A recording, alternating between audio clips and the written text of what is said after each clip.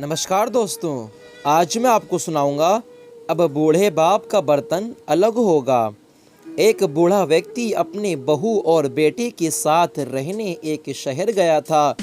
उम्र के इस मकाम पर बूढ़े व्यक्ति के हाथ पैर कांपने लगे थे।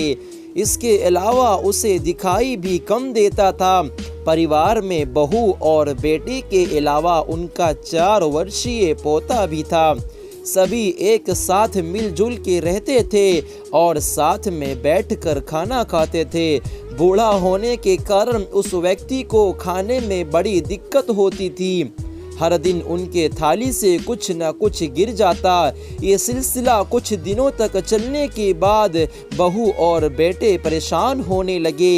लड़के ने पत्नी से कहा कि हमें इनका कुछ करना पड़ेगा। बहू ने हाँ में हाँ मिला दी। अगले दिन खाने के समय बेटे ने एक पुरानी मेज को कमरे के एक कोने में लगा दिया। इसके बाद बेटे ने बाप से बोला कि पिताजी आप यहाँ पर बैठकर खाना खाया करो। बेचारा मजबूर आदमी अगले दिन से वहीं खाना खाने लगा। बेचारा मजबूर बूढ़ा आदमी अगले दिन से वहीं खाना खाने लगा।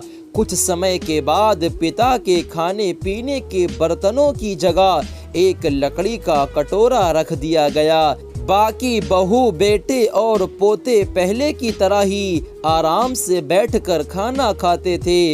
ये सब देख बुजुर्ग की आंखों में आंसू आ जाते, जिसे देखकर भी बहू बेटे का दिल नहीं पिघलता। इसके उलट बूढ़े बाप को छोटी सी छोटी गलती पर भी बहुत सारी बातें सुना देते थे।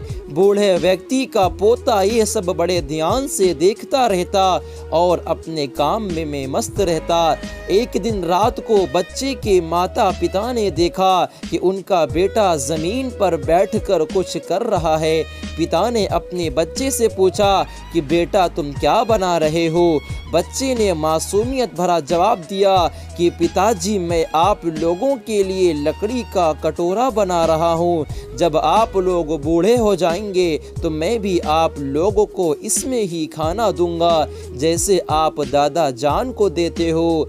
बेटे का जवाब सुन बाप की आवाज़ जैसे लरज सी गई हो। उनके आंखों में आंसू बहने लगे। उन्हें अपनी गलती का एहसास हुआ। उस रात वो अपने बूढ़े पिता को वापस डिनर टेबल पर लाके बैठा दिए।